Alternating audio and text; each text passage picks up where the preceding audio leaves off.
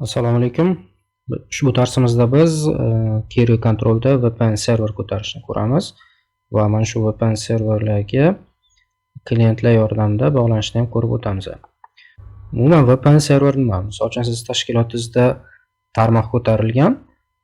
VPN serverda shunaqa imkoniyat mavjudki, siz tashqaridan internetdan foydalangan holatda siz serveringizga murojaat qilasiz va bu murojaat VPN serverga kelib tushganda tashqaridagi, ya'ni siz bog'lanayotgan kompyuter ichkaridagi lokal tarmoq bilan bitta tarmoqni hosil qiladi. Tashqaridagi turgan kompyuter ham как bitta lokal tarmoqning bitta a'zosi sifatida ko'riladi. Xo'sh, VPN serverni ko'tarishimiz uchun nima qilishimiz kerak? Demak, bizga kerak bo'ladi birinchi navbatda bitta belly static IP kerak, ya'ni global IP bo'lishi kerak sizda. Tashqaridan bemalol bog'lanishingiz uchun. Keyingisi sizda demak VPN serverni o'zini ko'tarishingiz kerak. Va uchinchisi demak mana shu VPN serverga bog'lanish uchun klient bo'lishi kerak. Demak, ushbu darsimizda mana shularni ko'rib o'tamiz. Dastlab demak VPN server ko'tarishni ko'ramiz. Men o'zimda real ishlab turgan Kerio Controlni ishlarni amalga oshiraman. Sababi virtualkamizda bizda belly IP yo'q edi. O'shaning uchun o'zim ishlab turgan real tarmoqdan foydalanaman. E'tibor beradigan bo'lsak, menda interfeyslarda demak tashqi interfeysda demak belly IP turibdi 195.158.18.234. Lokal tarmog'im 192.168.100 lik podsetkada turibdi. Demak, mana shu yerda VPN serverni ko'tarishimiz kerak. VPN serverni ko'tarish uchun dastlab mana shu interfeys bo'limida e'tibor beramiz. Interfeys IPsec Kerio VPN turibdi. Mana shu Kerio da VPN serverga bog'lanishimiz mumkin. Demak, Kerio VPN orqali yoki IPsec orqali bog'lanishimiz mumkin. Ikkalasini ham ko'rib ketamiz. Dastlabki holatda demak mana shu VPN server bizda o'chgan holatda turibdi. Sizda yoqilgan holatda bo'lishi mumkin. Uni настройкаларni ko'ramiz. Demak, IPsec VPN и выключить server Kerio VPN mana shu ikkalasini ham qoldiramiz. Va keyingisi Kerioga VPN orqali bog'lanayotgan foydalanuvchilar qanaqa podsetka oladi? Mana shu narsalarda demak siz ixtiyoriy umuman lokal podsetka bilan bir xil bo'lmagan boshqa IP ni qo'yishingiz mumkin. Endi men qo'yganman 172.20.20.0 va 255 maska bilan qo'yganman. Keyingisi mana bu yerda ikkinchi bo'limga e'tibor beramiz. Mana Kerio VPN. Kerio VPNda biza demak mana shu VPN uchun bitta sertifikat hosil qilishimiz kerak. Agar sizda sertifikat bo'lmaydigan bo'lsa, bu sertifikatda siz mana bu yerda sertifikat SSL bo'lim bor. Mana shu bo'limda yaratishingiz mumkin. Mana bu yerda oddiy bitta misol mana добавить новый сертификат для локального центра turibdi, новый запрос сертификат и новый сертификат turibdi. Misol uchun bitta qo'yishingiz mumkin.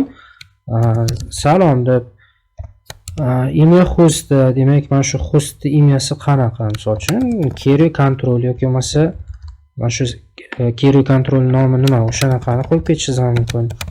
Вот mana Kerio Control название организации misol uchun Tatu deb qo'yishim mumkin. Отдел организации Center, так город misol uchun Toshkent, shtat misol uchun bu ham Toshkent turaversin.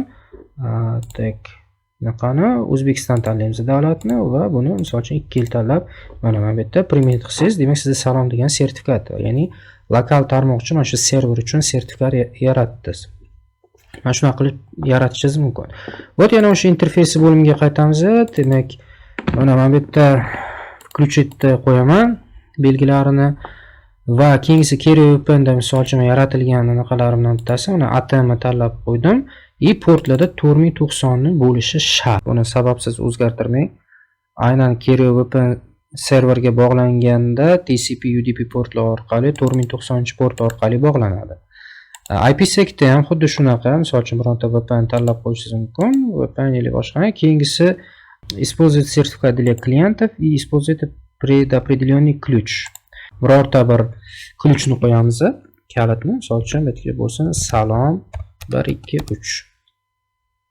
Keyingisi autentifikatsiya chap protokolini qo'yamiz. Demak, mana bu salom 123 bo'ldi. Keyingisi DNS. DNS demak Kerio DNS serverlaridan, VNS ham demak Kerio serverlaridan foydalanaversin. Demak, mana shunaqa qilib, demak biz buni yoqamiz и применить qilamiz. Mana bu demak kuchga kirdi. Keyingisi yana bitta asosiy narsa, mana bu yerda Kerio VPN da пользовательский marsruti bor. Mana shu narsani ham kiritib qo'yishimiz kerak. Mana bu demak o'zimizda mavjud demak пользовательский mana shu narsani nima qilib qo'yishimiz kerak, kiritishimiz kerak bo'ladi. Bu narsani ham demak qo'yamiz. Применить. VPN serverni biz настройка qilib bo'ldik. Endi biz mana shu VPN serverga bog'lanish uchun klientlarni hosil qilishimiz kerak. Klientlar bu ya'ni o'sha sistemadagi mavjud pользовательlar bo'lishi mumkin. Buning uchun pользователь bo'limiga o'tamiz, yangi pользователь qo'shamiz, добавить. Bunga nom beramiz. Misol uchun VPN Kerio deymiz unga misol uchun parol beraylik. Salom 123 bo'lsa, endi bunga misol uchun alik 123 berib qo'yaylik. Alik 123. Buni parolni ham berdik. Endi e'tiborga olish kerak bo'lgan asosiy joylardan bittasi mana bu yerda shablon domeni turibdi. Mana bu yerda этот пользователь имеет отдельную конфигурацию. Mana shu bo'limni tanlaymiz va prava bo'limiga o'tamiz. Mana shu prava bo'limida e'tibor berishimiz kerak. Пользователь может подключать, используя VPN. Ya'ni mana shu foydalanuvchi VPN yordamida demak nimaga kira olishi kerak? Tarmoqqa kira olishi kerak. Bu bo'limni ham tanladik. Endi bizda asosiy misol uchun filtratsiya yoki tezlik shunga o'xshash qoidalar berilgan. Mana shu qoidalarni biz demak o'zgartirishimiz kerak. Misol uchun mana bu yerda mi bo'ladigan bo'lsa, mana shu yerda без ограничения. Mana bu yerda demak mana shu VPN Kerioni mana shu foydalanuvchiga hech qanaqa cheklov qo'yilmasligi kerak. Misol uchun yoki o'zgartirib qo'yishingiz mumkin. Filtr содержимое mana bu yerda ham xuddi shunaqa. Ya'ni hech qanaqa filtratsiyasiz kirish kerak. Mana применить. Так, bu parametr anaqa bo'ldi. Безопасностьda yo'q. Keyingi asosiy narsalardan bittasi правила трафика. Правила trafikada yana bitta narsa bo'lishi kerak. Mana VPN servis bo'limida e'tibor beringlar. Slujbalar ichida IKE, IPsec, IPsec NAT va Kerio VPN yoqilgan bo'lishi kerak. Keyingi asosiy narsalardan bittasi NAT eslaringizda bo'lsa, mana shu NAT yoqilganda mana internetga dostуп berilganda. Mana bu VPN Kerio foydalanuvchisi yaratdik. Mana shu foydalanuvchi ham aynan mana shu internetga VPN server orqali chiqadi. Ya'ni mana shu tashkilotda server orqali chiqsin deb biz dostуп beramiz. Mana internet aksesda e'tibor bergan bo'lsanglar, bizning misolimizda bu autentifitsirованный пользователь va parol qo'shilganda, bu yerda endi klient VPN ni ham nima qilib qo'shishingiz kerak? Qo'shib qo'yishingiz kerak. Agarda qo'shilmagan bo'lsa, mana shunaqa holatda turadigan bo'lsa, buni qo'shishingiz uchun yana o'sha meshkanchak knopkasini 2 marta bosasiz, VPN klienti VPN. Mana shu narsani nima qilasiz? Tanlaysiz. Bu narsani ham demak tanlab qo'yishingiz kerak. Lokal trafikda, demak lokal tarmoqdagi kompyuterlar bilan almashinish uchun ham mana bu yerda ham klienti VPN, UFC VPN tunneli bu narsa qo'shilgan bo'lishi kerak. Va bu yerda применить knopkasini bosamiz. Demak biz VPN server va VPN serverga bog'lanish uchun foydalanuvchini yaratdik, uni nastroykalarini to'g'irladik. Endi biz birinchi navbatda umuman bu tarmoqqa tegishli bo'lmagan, lokal tarmog'imizga tegishli bo'lmagan tarmoqda, ya'ni tashqi tarmoqdan bizni tarmog'imizga bog'lanib ko'ramiz. Men bu uchun o'yindagi kompyuterdan mana shu tarmoqqa bog'lanib ko'raman. O'yindagi kompyuterda mana anaqa yoqilgan. TeamViewer orqali kiraman. TeamViewer yoqilgan. Haqiqatan bu narsani tekshirib ko'radigan bo'lsak,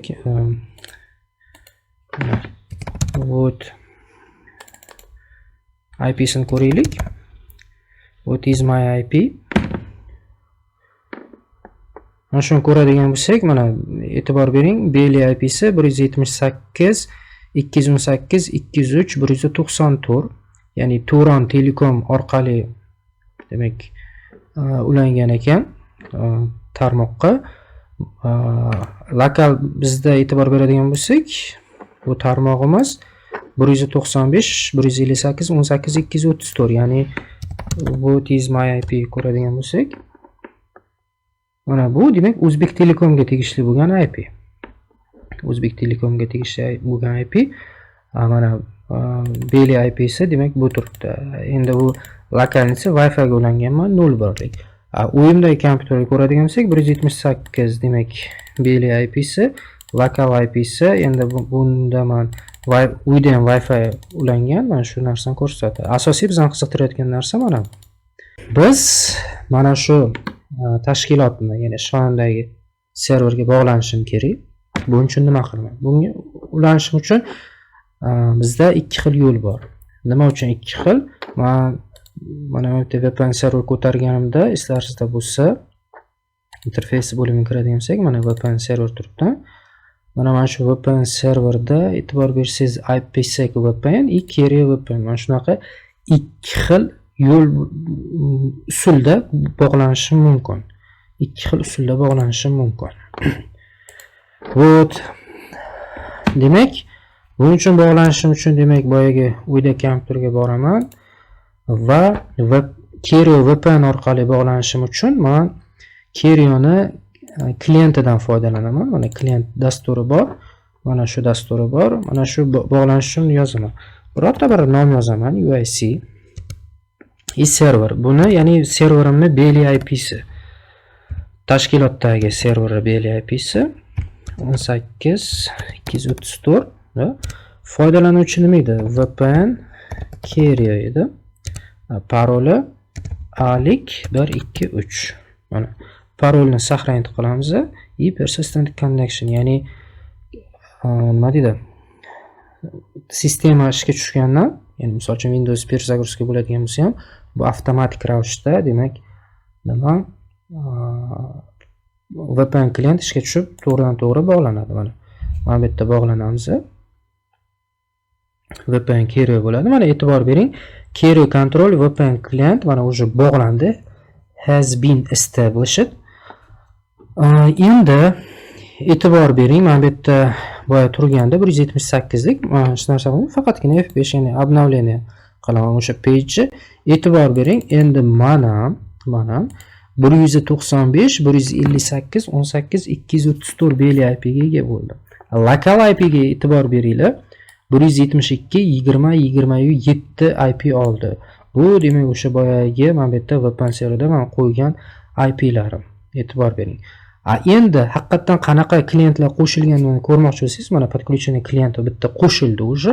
Mana bu yerda status bo'limiga o'tamiz, состояние bo'limiga и klienti VPN. Mana e'tibor bering, VPN Carrier, ya'ni bog'lanish usuli qanaqa bog'landi? Carrier VPN bilan bog'landi. Windows 10 bog'langan. 178, 218, 203, 194, ya'ni Turon Telekomni IP'si bilan bog'langan va uni olgan IP'si mana 172, 20, 27 va hozirgi bog'lanib turgan aktivlik holati. Demak, biz Carrier VPN bilan bog'landik. Bu birinchi usuli. Endi e'tibor bering, men sizlarga aytib o'tdimki, bu yerda Carrier VPN ya'ni mana bu orqali bog'landik. Endi biz mana bu IPsec orqali bog'lanamiz. Buning uchun nima qilamiz? Birinchi mana bu narsani chiqarib yuboraylik. Mana отсоединение qilamiz. Mana bu yerda mana уже aloqa uzildi. Mana e'tibor beringlar. Mana chunki nariyodan serverdan chiqarib yubordim men. Tak. Yana bog'lansangiz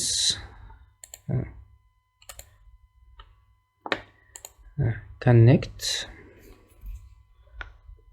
Tak, yana bog'landi. Demak, o'shanaqa chiqaveradi. Mana shunaqa qilib ham demak ajratishingiz mumkin yoki mana disconnect qilib uzishingiz mumkin. Bu aytib o'tganimdek, endi IPsec orqali bog'lanishimiz kerak. Ya'ni Carrier VPN emas, IPsec orqali. Buning uchun nima qilamiz? Mana bu yerda Open Network Internet Settings, ya'ni Windows 10 da shunaqa bu. Mana bu yerda VPN bo'limiga o'tamiz. VPN bo'limiga o'tganimizdan keyin mana Add VPN Connection. VPN provider o'zi turaversin, Windows built-in. Misol uchun mana bu yerda VPN deb qo'yaylik. Bizani naqamiz 195 158 18 234 serverimiz nomi. VPN type L2TP IPsec with a pre-shared key, ya'ni biz anaqa key sozdad qilgandik, ya'ni alik 123 degan key sozdad qilinganda eslaringizda bo'lsa, mana bu yerda VPN serverda foydalanuvchiniki salom 123 da, buniki demak alik 123 mana bu uchun yaratilgandi. Demak o'sha alik 123 ni yozamiz. Demak mana alik 123 username and password, ya'ni klientdan farqli jihati bu yerda boyagidek VPN Kerio bu salom 123 edi. Mana buni klientda biz faqatgina nima adres VPN Kerio parolni terardik. User parolini mana salom 123 qo'shimcha ravishda pre-shared key, ya'ni oldindan e'lon qilingan kalit yordamida, ya'ni alik 123 bo'ldi. Mana o'sha narsani kiritdik. Mana VPNcha degan bo'lim paydo bo'ldi. Hozir biz VPN ga ulanmaganmiz, klient orqali bog'langandik bo'yi undan chiqib ketgandik. Chiqib ketganimizdan keyin mana bu 195 endi bu hozircha keshda turibdi. Hozir mana VPN ga ulanmagan holatimizda IP'miz demak 178 218 demak Turonning o'ziniki turibdi. Bunga bog'lanamiz mana. VPNcha connecting bo'ladi. Ancha uzoq davom etadi, chunki bu VPN bilan bog'langanda odatda TeamViewer ham chiqib ketish kerak. Hozir serverni o'zidan ko'raylik qani, taki bog'landimi yo'qmi? Yo'q, hali bog'lanmadi. Demak, hozir bog'lana olmadi dedi. Tak buni Advanced Options naqasini ko'raylik. Tak. Biz foydalanuvchilar qanaqa qo'ygandik? Так. Пользователи VPN Kerio. Demak, buni parolini salom 123 salom 123 tak 8 talik bo'ldi. Keyingisi interfeysda tak mana bu yerda ham salom 321 qo'ya qolaylik. Salom 321. Okey. Edit qilib qolamiz. Pre-shared key.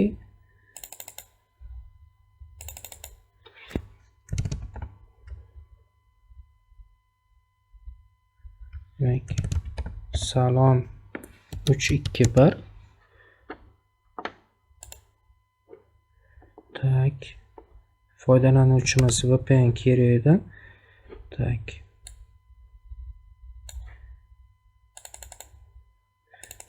Buniki salom 123. Вот.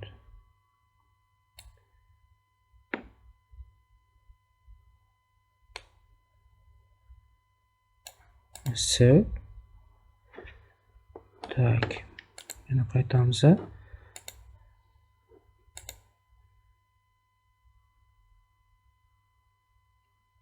Verifying, demak parolni noto'g'ri yozib yuborganmiz menimcha. Demak mana o'sha uzilish bo'ldi, qotib qoldi. Demak o'sha biz TeamViewer orqali bog'langanimiz uchun demak naryoqda uyimdagi kompyuterda o'sha internetda resurs anaqasi o'zgarish boshladi. Bu operatsion sistemaga ta'sir qilgan holatda nima qiladi? Mana e'tibor bering. Mana bu yerda подключение клиентов уже bog'landi. Mana bu yerda status holatiga o'tadigan bo'lsak, mana VPN Kerio. E'tibor bering. Bu yerda Kerio VPN emas, IPsec orqali bog'landi. Bunda noma'lum, misol uchun qanaqa operatsion sistema ligi yoki bo'lmasa qaysi provayderga tegishli bo'lgan ma'lumotlar mana yo'q. E'tibor bering, mana bu narsa yo'q.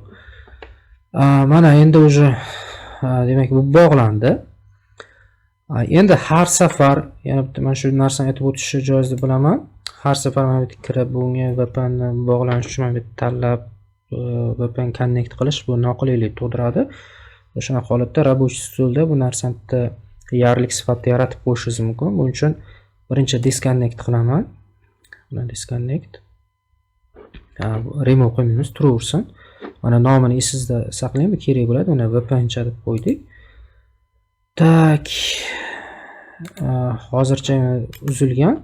Mana bu yerda рабочий stolda o'ng knopkani bosasiz и этот new ya'ni новый yoki masalan rus tilida создать bo'ladi. Mana bu yerda yarlik bor, ya'ni shortcut.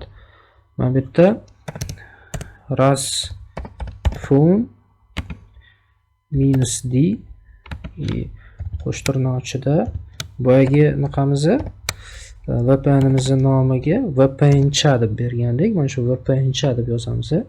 Mana next. VPN deb qo'yaveraylik buni. Mana finish. Mana VPN bo'ldi. E'tibor beramiz.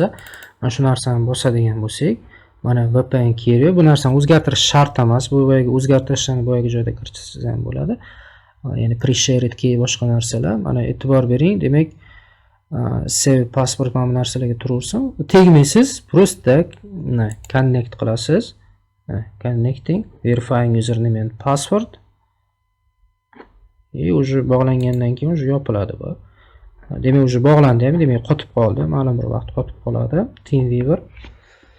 Haqiqatdan mana bu yerda ko'radigan bo'lsak, mana hozir bog'langan IPsec. E'tibor bering. Уже bog'langan bu. Mana 10 sekund bo'ldi. Mana уже mana TeamViewer bog'lanib, yana qaytadan anaqa bo'ldi. Mana bu yerda ko'radigan bo'lsak, mana VPNcha connected turibdi. Demak, biz VPN orqali bog'landik. Haqiqatan endi brauzerni ham bitta обновление qilib ko'radigan bo'lsak, mana 195, 158, 18, 234 bo'yicha bog'langan. Windows orqali ikki xil usulda bog'lanishni ko'rdik. Birinchisi Kerio VPN klient yordamida. Bu klientni demak siz Google orqali qidirib topishingiz mumkin.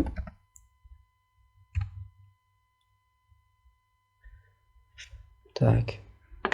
Mana Kerio VPN klient deb qidirsangiz,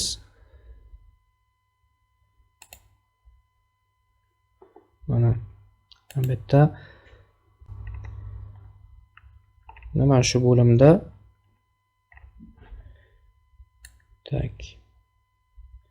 Mana server и mana bu VPN bo'limida, aynan VPN bo'limida hozir men mana shu 1-2 kundan beri uncha yaxshi ishlamayapti. Mana shu VPN bo'limiga ochganingizda umuman boshqa tab ochilib, mana bu yerda klient chiqadi. VPN klient, ya'ni Windows uchun, Mac uchun, macOS sistemalar uchun и Linux uchun mana shunaqa chiqadi. Misol uchun Windowsdagini ko'rdingiz, mana bu Kerio Control VPN klientda mana shunaqa ko'rinishi. Naqada Madida Linuxda komanda stroka orqali narsani uстановка qilib deb paket bo'ladi. O'shanaqa orqali uстановка qilishingiz mumkin. Bundan tashqari mana bu yerda tak MacBookda mana Kerio Control VPN mana shu orqali ham nima qilishingiz mumkin? Bog'lanishingiz mumkin. Uch xil yo'li bor. Bitta nozik tarafi, bir xil paytda shunaqa holatlar bo'lib qolishi mumkinki, Kerio Control VPN klientni o'rnataman desangiz, har doim ham unaqa bo'lmaydi. Misol uchun sizda mana bu yerda Kerio server, ya'ni Kerioni operatsion sistemasi misol uchun 9.2.7 turibdi. Sizni klientingiz 2.8 bo'ladigan bo'lsa yoki juda ham eski bo'lishi mumkin. Versiyalari to'g'ri kelmasa ham ishlamay qolishi mumkin. O'shanaqa holatlarda Kerio VPN dan ko'ra mana bu yerda ko'rganingizdek IPsec VPN bilan bog'lanishni maslahat beraman. Ya'ni pre-shared key o'shalar yordamida bog'lanishni maslahat beraman. Demak, biz kompyuterda Windowsda ikki xil usulni ko'rdik. Mac yoki Linux uchun ham agar ehtiyoj tug'iladigan bo'lsa o'rnatib olishingiz mumkin. Endi yana bitta narsa, biz endi mana shu VPN serveriga mobil telefon orqali bog'lanishni ko'ramiz. Buning uchun nima qilamiz? Endi buni telefonda ko'rsatib beraman. Demak, mana mobil telefon orqali kirdim. Mobil telefon orqali kirishimdan oldin birinchi yana brauzer orqali kiramanda haqiqatda global, ya'ni Belly IP ni tekshirib ko'raman. Mana Belly IP ni tekshirib ko'radigan bo'lsak, e'tibor bering, 37 lik bergan, lokal IP si 10 lik bergan. Odatda endi bu Belly IP bu sizni o'zingiz telefoningizga shaxsiy tegishli bo'lmaydi, ya'ni statik qilib berilmagan bo'ladi. Bu odatda o'sha, misol uchun men Beeline orqali ulangan bo'lsam, mana Internet Service Provider Unitel LLC turibdi. Mana shuni ma'lum bir antennalariga berilgan bo'ladi. Odatda bular shunaqa antennalari yoki o'sha serverlariga tegishli bo'lgan Belly IP lar bo'ladi bular. O'shanaqa serverlaridagi odatda hamma telefonda odatda abonentlar mana shu lokal IP, ya'ni 10 lik IP larni ishlatadi. Demak, bizda o'sha Belly IP internetdagi IP miz 37 lik turibdi. Men serverga bog'lanishim kerak, ya'ni 195 lik o'zimni tashkilotimdagi lokal tarmoqqa bog'lanishim kerak через VPN orqali.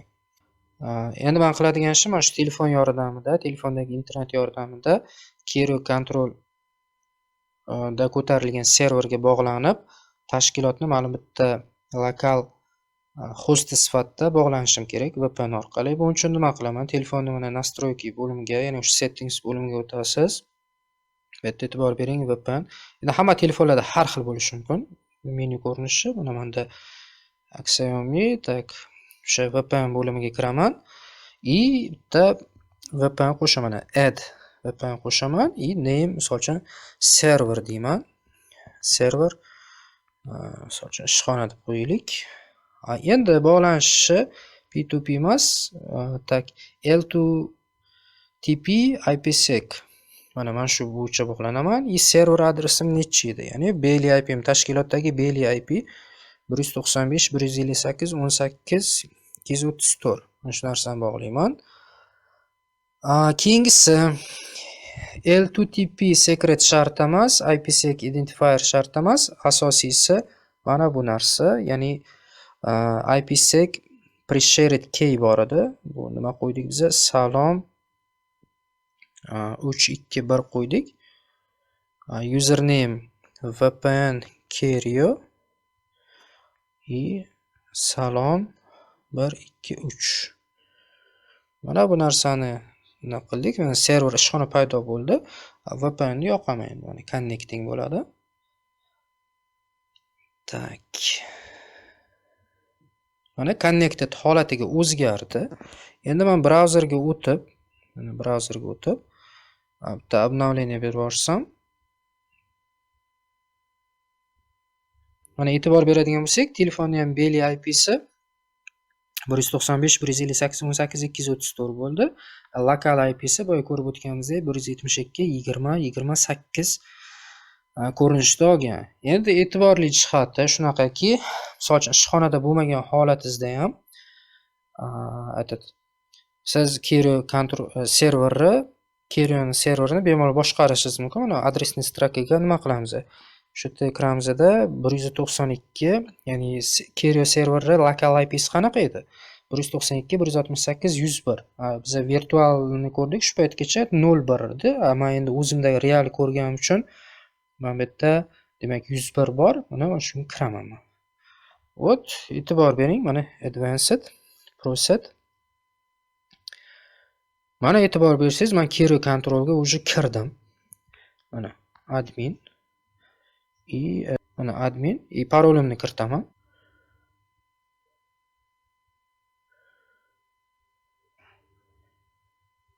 Mana bizda demak o'shanaqa kirdim, Kerio Control kirdim. Mana bu yerda desktop sayt ko'rinishida bo'ladigan bo'lsa,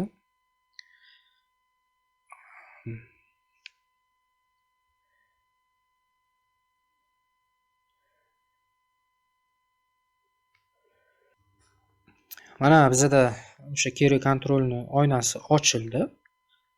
Buni yaxshi tarafi nimada? Misol uchun siz ishxonada shunaqa holatlar bo'lib qolishi mumkin, qanaqadir pravilalarni o'zgartirishingiz kerak, lekin ishxonada emassiz.